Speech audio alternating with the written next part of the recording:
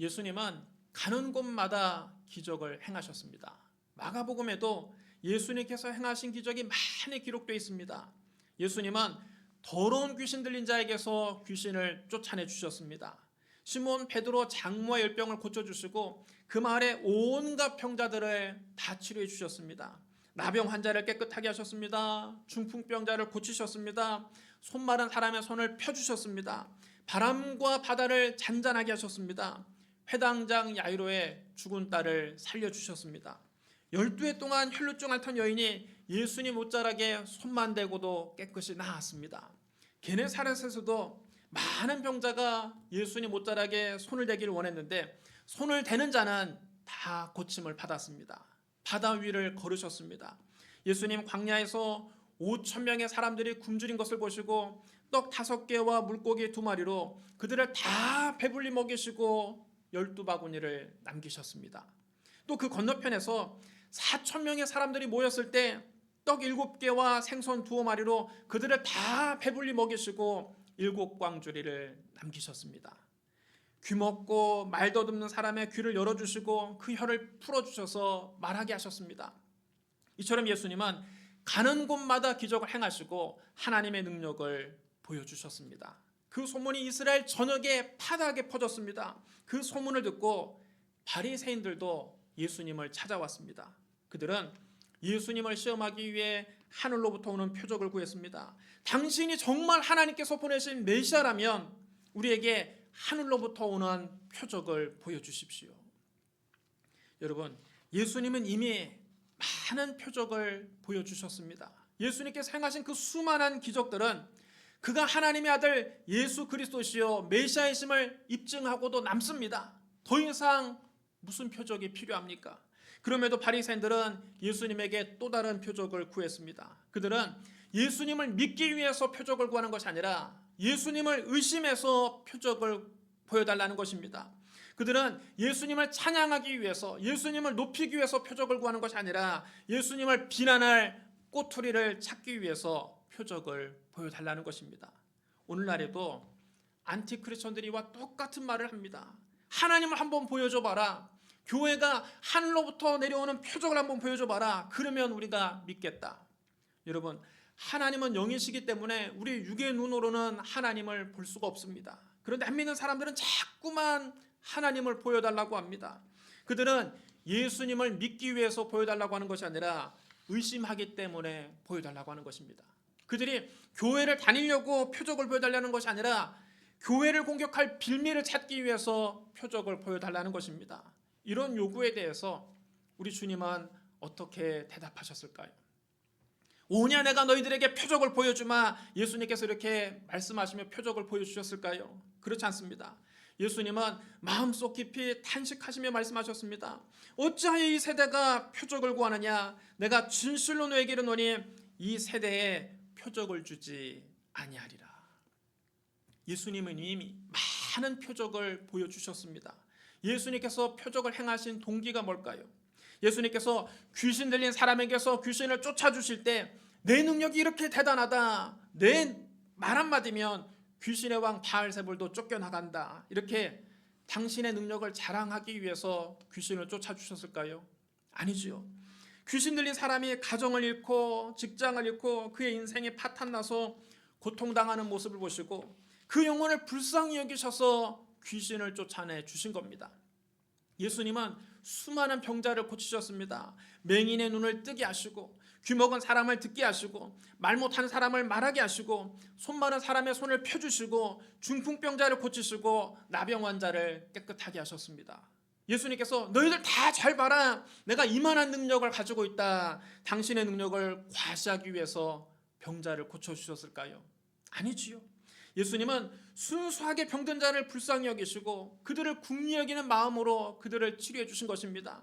환자가 병으로 고통당하고 온 가족이 그를 병수발하느라고 온 가정의 삶이 피폐해진 모습을 보시고 예수님이 그들을 불쌍히 여기셔서 병든 자를 치료해 주신 겁니다.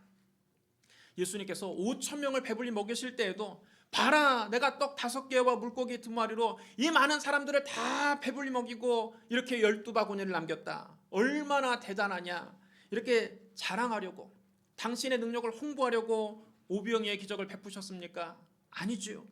사람들이 예수님 말씀을 듣다가 하루 종일 아무것도 먹지 못하고 굶주리는 모습을 보시고 예수님이 그들을 불쌍히 여기셔서 그들을 먹이신 겁니다.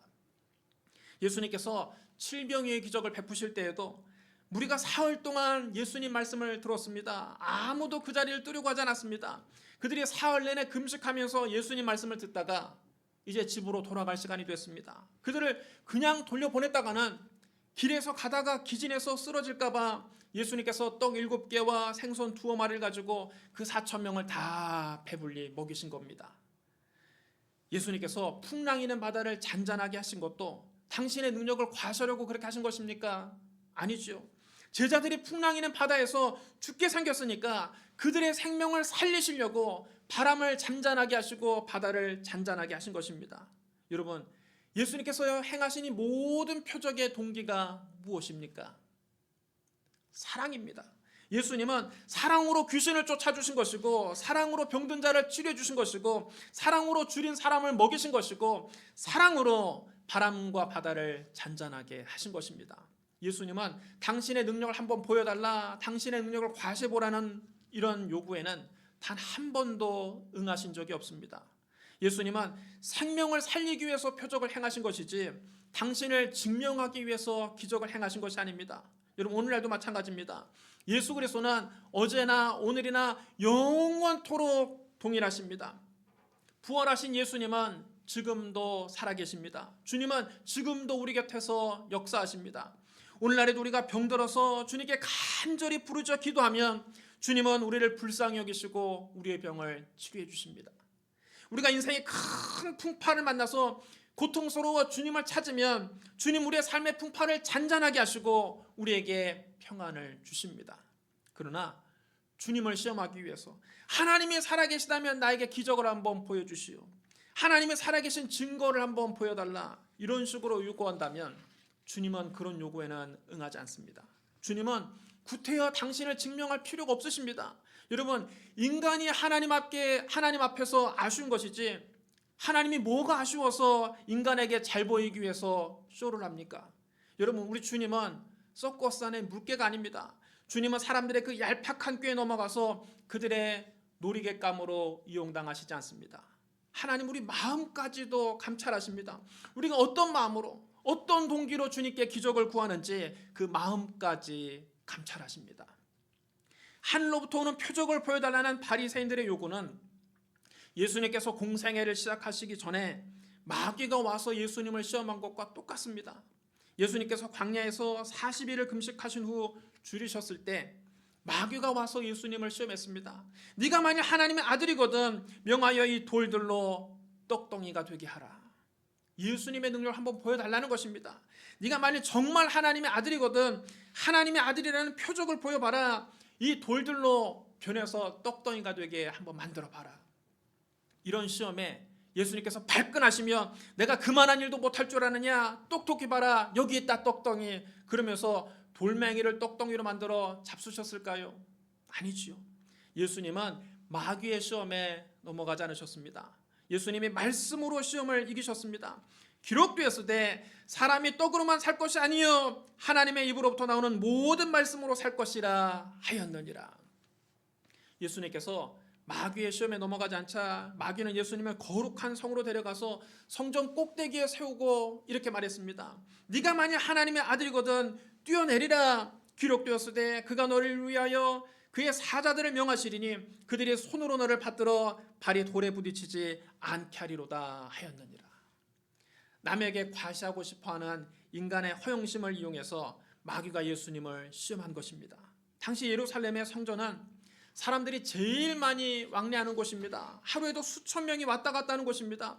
그 많은 사람들이 보는 앞에서 예수님께서 그 높은 성전 꼭대기에서 뛰어내리셨을 때 천사들이 와서 예수님을 받들어서 예수님이 사뿐히 땅에 내려앉으시면 사람들이 그 모습을 보고 열광할 것이고 예수님의 인기는 한순간에 올라갈 것이라는 것입니다. 사람들에게 예수님의 능력을 한번 보여달라고 요구한 것입니다.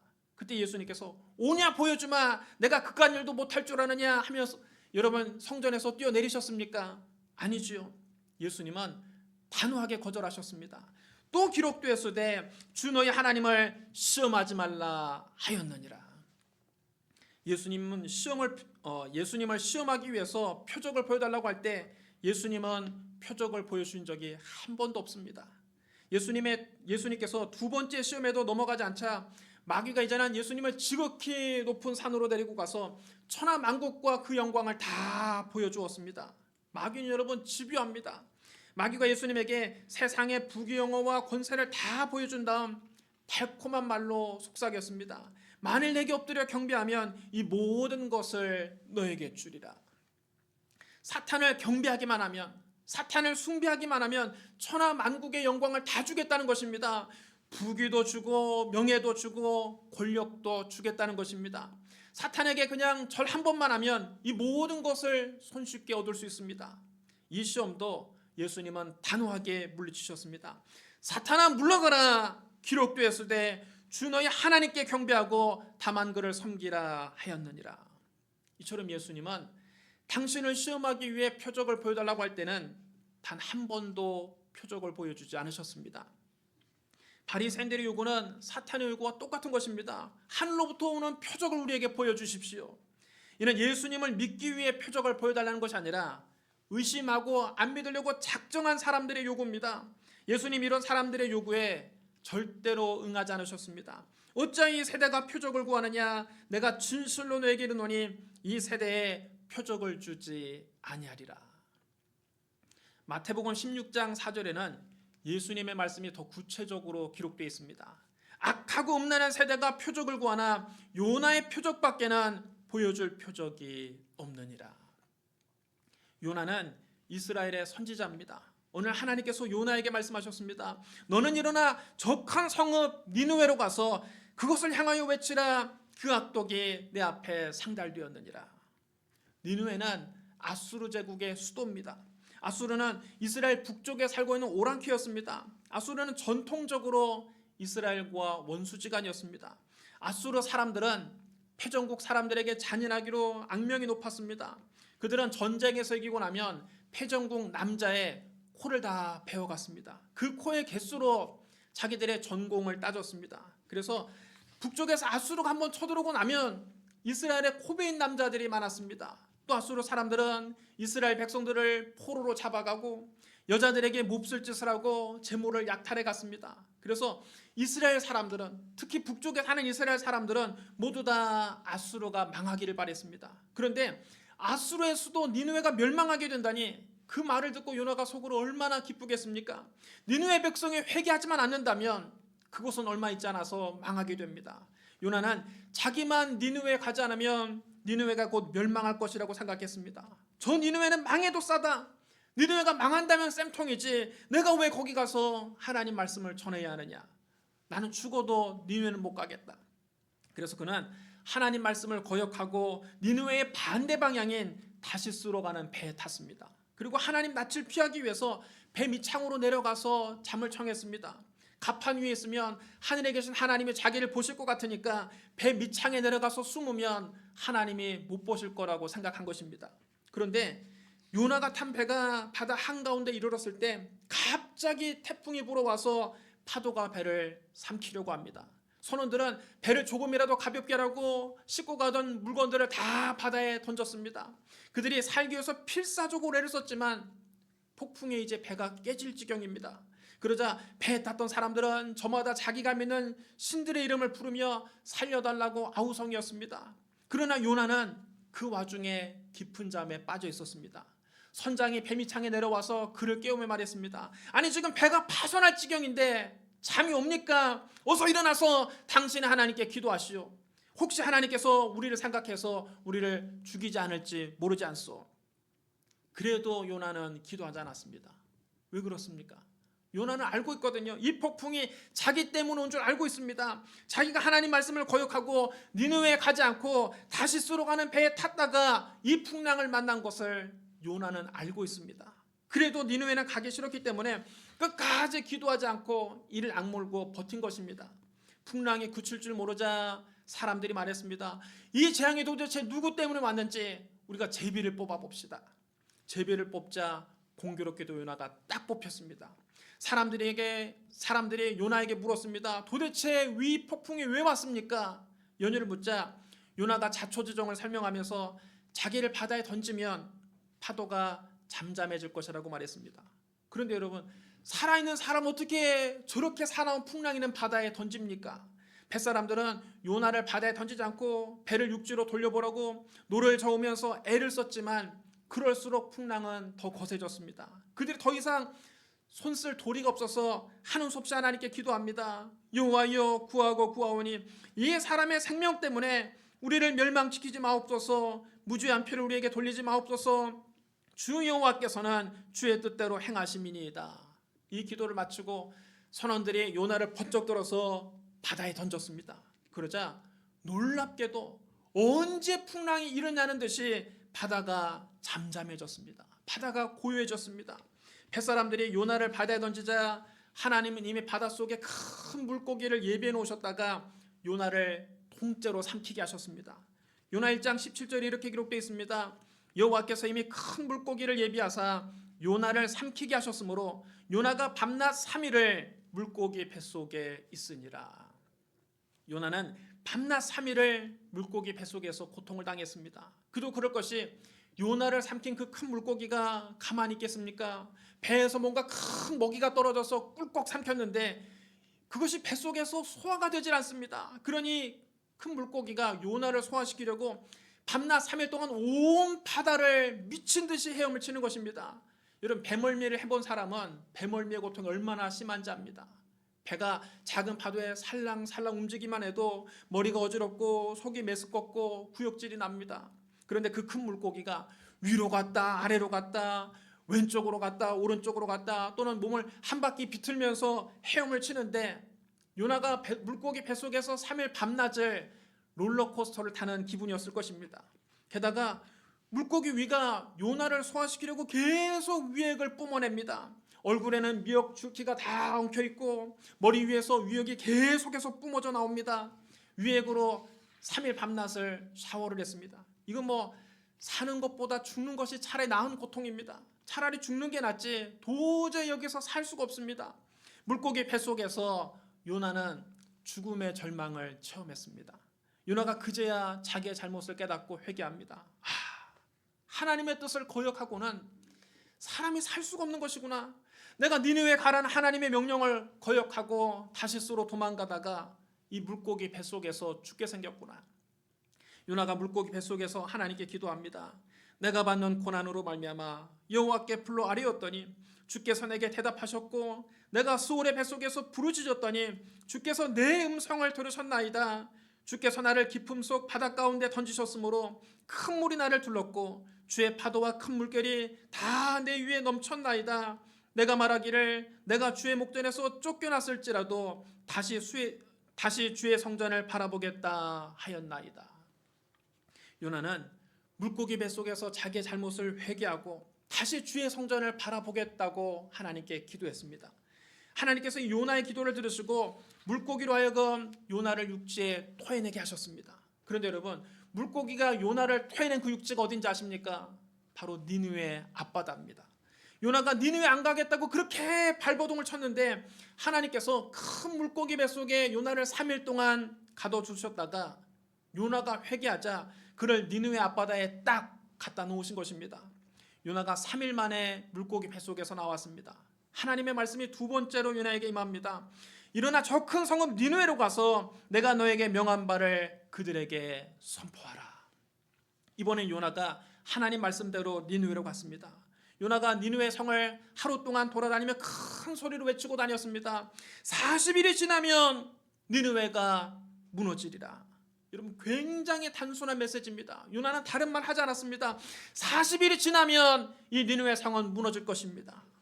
니느웨 백성이 회개하지 않으면 40일 후에 니느웨 성이 멸망할 것이라는 단순한 메시지입니다. 그런데 뜻밖에도 그 악독한 니느웨 사람들이 이 단순한 메시지를 듣고 회개하기 시작했습니다. 그들은 금식을 선포하고 가장 높은 사람부터 가장 낮은 사람 이르기까지 굵은 베옷으로 갈아입었습니다. 이것은 요나가 전혀 예상치 못한 일이었습니다. 하나님께서 니느웨 백성들이 회개하고 그 악한 길에서 돌이켜 떠난 것을 보시고 뜻을 돌이켜 그들에게 내리리라 말씀하신 재앙을 내리지 않으셨습니다. 하나님께서 선지자 요나를 니느웨에 보내서 이방인인 니느웨 백성들을 구원하신 겁니다. 요나의 표적은 하나님께서 믿지 않는 세대에 보여주시는 가장 결정적인 표적입니다. 이것은 여러분 표적 중에 표적입니다. 사람이 물고기 뱃속에 들어가서 밤낮 3일을 있다가 살아나온다는 것은 여러분 있을 수 있는 일입니까? 정말 기적 중에 기적 아닙니까? 하나님이 지켜주지 않았다면 요나는 벌써 물고기 위에게 녹아내렸을 것입니다. 하나님께서 요나를 죽음의 절망에서 건져주신 것입니다. 요나가 큰 물고기 뱃속에서 3일 동안 있다가 살아나온 것은 예수님께서 십자가에 못 박혀 죽으시고 무덤에 3일 동안 계셨다가 부활하실 것을 예표하는 사건입니다. 요나의 표적은 예수님의 십자가와 부활의 그림자입니다. 요나가 뱃사람들의 목숨을 살리기 위해서 제물로 바다에 던져진 것처럼 예수님은 우리의 생명을 살리기 위해서 속죄 제물로 십자가에 못 박히셨습니다. 요나가 밤낮 3일 동안 물고기 뱃속에 있었던 것처럼 우리 주 예수님도 밤낮 3일 동안 무덤에 머물러 계셨습니다. 요나는 자기 죄 때문에 3일 동안 물고기 뱃속에 갇혀 있었지만 우리 주 예수 그리스도는 우리의 죄 때문에 3일 동안 무덤에 머물러 계셨습니다. 요나가 3일 만에 물고기 뱃속에서 나온 것처럼 우리 주 예수님도 장사한 지 3일 만에 무덤에서 살아나셨습니다. 물고기 뱃속에서 나온 요나가 니느웨 하나님 말씀을 선포한 것처럼 무덤에서 나오신 예수님은 온 천하에 복음이 전파되게 하셨습니다. 사랑하는 성도 여러분, 십자가의 죽음과 부활은 예수님이 우리에게 보여주신 최고의 표적입니다. 이는 표적 중에 표적입니다. 어떤 기사와 이적도 십자가와 부활을 능가할 수 없습니다. 아무리 많은 기적을 체험한 사람이랄지라도 예수님의 십자가와 부활을 믿지 않으면 그는 구원과는 상관없는 사람입니다. 예수님의 십자가와 부활이 복음의 핵심입니다. 십자가와 부활의 표적 안에 온갖 은혜와 축복이 다 들어있습니다. 예수님께서 우리 죄를 대신 짊어지고 십자가에서 피 흘리심으로 우리의 모든 죄를 용서하셨습니다. 예수님은 십자가에서 마귀를 무력화하시고 우리를 의와 진리의 거룩함으로 지으심을 받은 새 사람이 되게 하셨습니다. 예수님께서 친히 화목제물이 돼서 십자가에 달리심으로 하나님과 우리 사이를 화해시키셨습니다. 예수님께서 십자가를 지시기 직전에 채찍에 맞으심으로 우리의 모든 질병을 대신 짊어지시고 우리에게 치료의 은혜를 베푸셨습니다. 예수님께서 저주받은 나무 십자가에 달리심으로 우리의 저주를 대신 담당하시고 그 대가로 우리에게 아브라함의 복을 받게 하셨습니다. 예수님께서 사망과 음부의 권세를 이기시고 부활하심으로 우리에게 부활과 영생과 천국을 주셨습니다. 그러므로 예수님의 십자가와 부활이야말로 은혜 위에 은혜입니다. 복음 중에 복음입니다. 예수님께서 여러분을 위해서 십자가에서 피 흘리신 것을 믿으시면 아멘 하시기 바랍니다. 여러분, 예수님의 사망과 사망 권세를 이기시고 부활하신 것을 믿으시면 아멘 하시기 바랍니다. 십자가에서 죽으시고 부활하신 예수 그리스도를 여러분의 구주로 믿으시면 이 시간 큰 소리로 아멘 하시기 바랍니다. 여러분이 진실로 믿고 고백했다면 여러분은 이미 구원을 받으신 겁니다. 여러분은 가장 큰 표적을 체험한 것입니다. 예수님의 십자가와 부활보다 더 큰 표적은 없습니다. 여러분은 가장 큰 은혜를 받으신 겁니다. 예수님의 십자가 죽음과 부활의 큰 은혜를 잊고도 다른 표적을 또 보여달라고 하는 것은 악한 세대의 불신앙입니다. 여러분은 다른 어떤 표적보다 십자가 앞에 더 가까이 나가시기를 바랍니다.